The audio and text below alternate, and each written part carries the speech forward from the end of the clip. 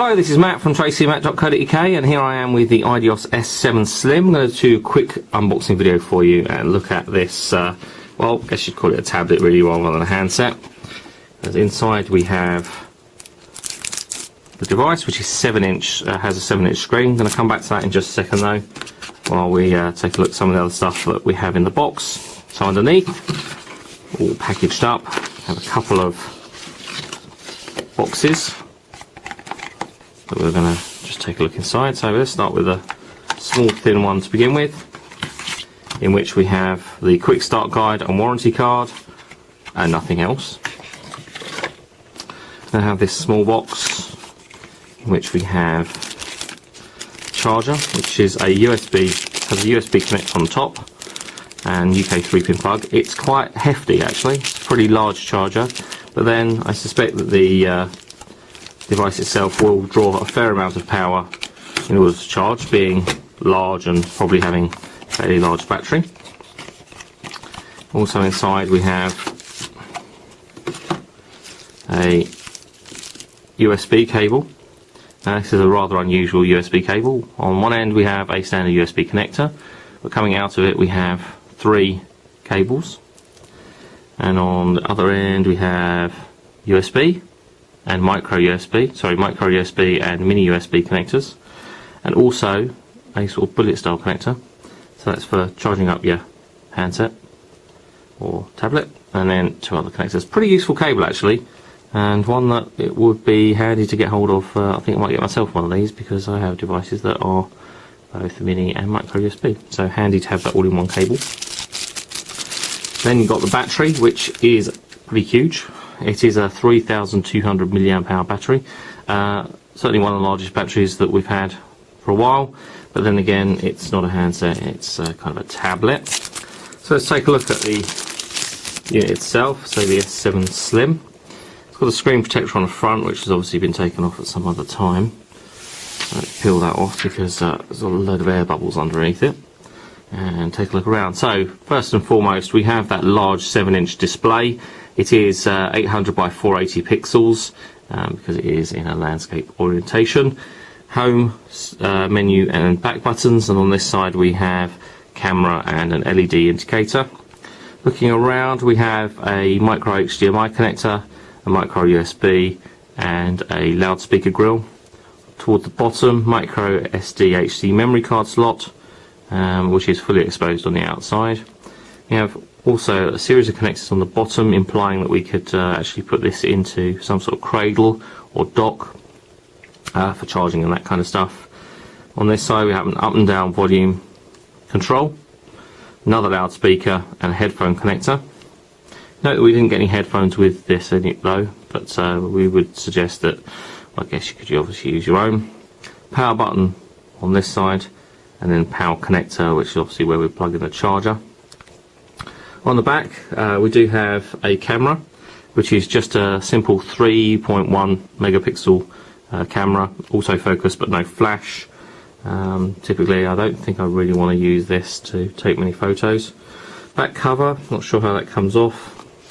We go like so. So the back cover, huge portion of the back comes off, and then we pop in the battery like so. SIM card goes in this bit here, require removal of the battery to change the SIM card, no big deal. And then we pop the back cover on. Just lay down to do that, there we go. Black at the back is completely plastic. It is sort of almost like a pearlescent or opaque sort of finish to the back, but it is plastic.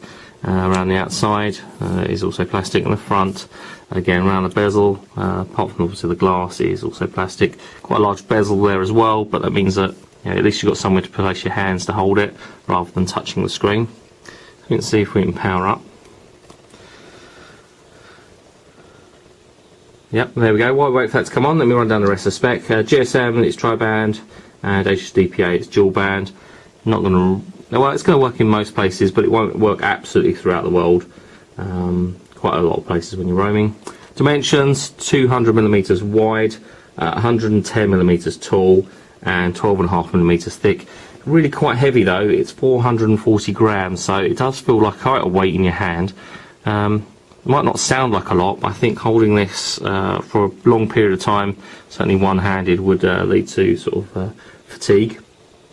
Display 800 by 480 pixels. It is capacitive touchscreen TFT, but it's not Super LCD or anything like that. It's a straightforward LCD or TFT display.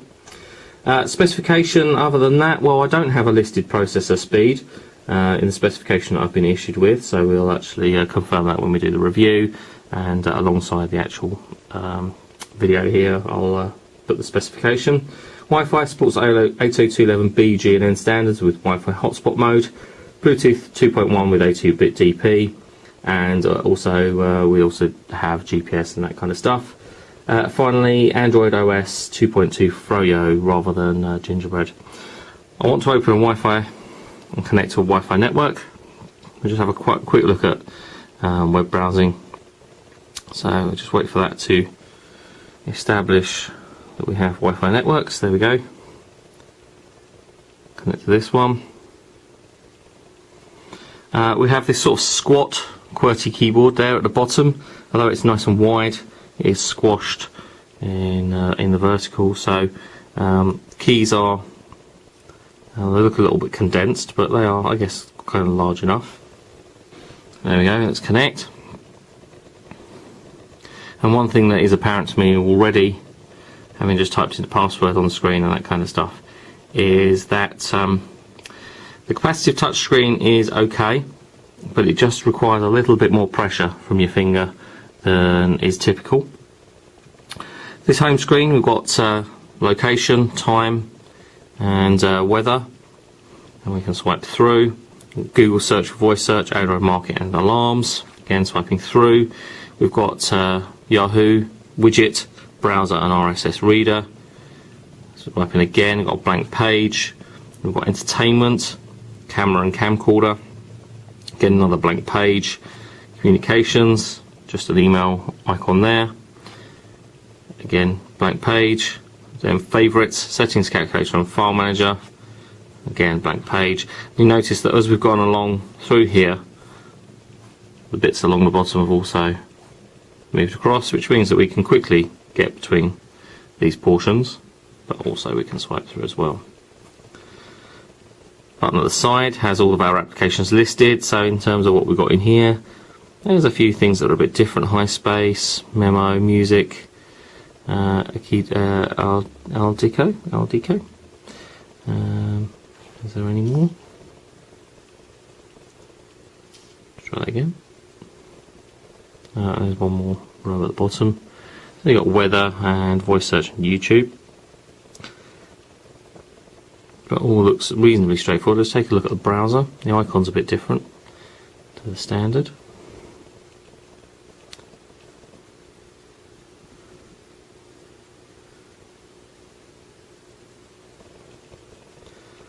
Let's start again. Took my eye off the wall there.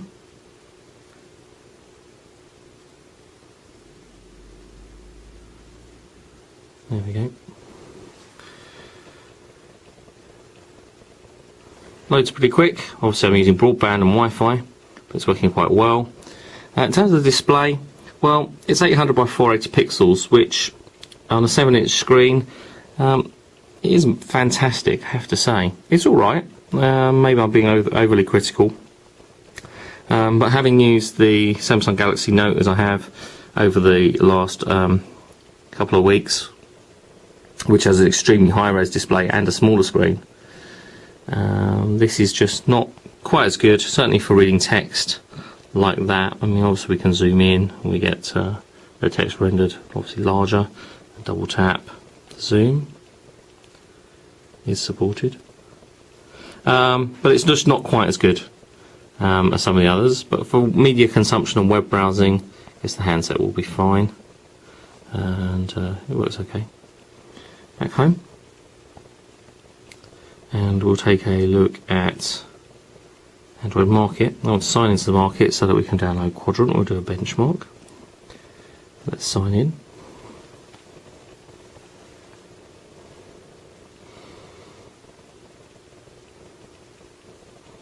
There we go. So let's sign in, finish, accept terms and conditions. Android market's loading. Got synchronization top bar here. Obviously, you're saying that we've got some activity. Wi-Fi brightness, which is set to full now. Battery capacity running at 28%, and then got the controls here for turning Wi-Fi, Bluetooth, GPS, the orientation, and the brightness. Changing those. Network error occurred. Fantastic. There we go. So you've got Android Market, which is running here in landscape orientation. You've got apps, which have various categories, games by genre, and then my apps. So unlike, say, HTC, Sony Ericsson, there isn't a Huawei recommends or anything like that. You just have your standard apps. It's updating Google Maps and Gmail at the moment as well.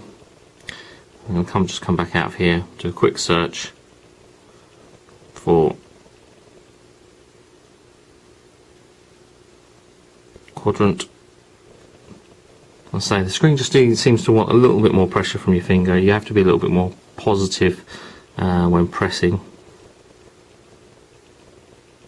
That's downloading. Come back out of there. We're pressing the buttons at the side here, capacitive buttons at the side. There's a small vibrate from inside, sort of like a haptic feedback, which isn't noticeable when you're using the on-screen keyboard. Well, it doesn't work when you use on-screen keyboard. It is only when you use these buttons at the side. So let's go and take a look at quadrant. Let's go around this way. And we want a full benchmark. Interesting to see how this runs on here.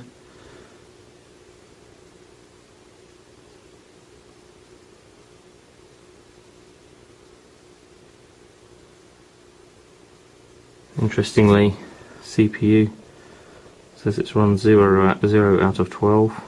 Memories run 1, IOs run. So you've got running 18 frames a second, about 20 frames a second there.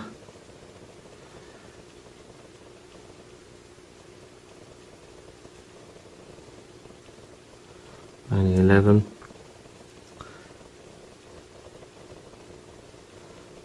40-ish frames a second there.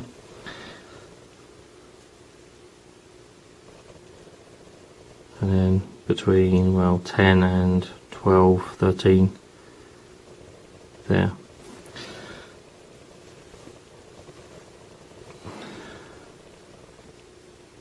Fantastic. Alright, failed. Let's try that one more time. There we go, that's better. Looks like it's actually performing properly this time.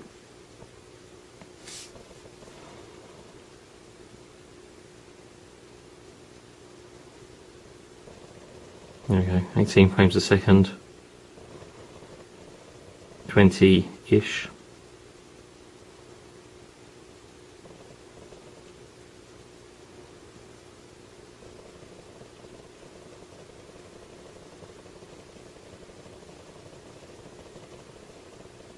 Around 40 frames a second there.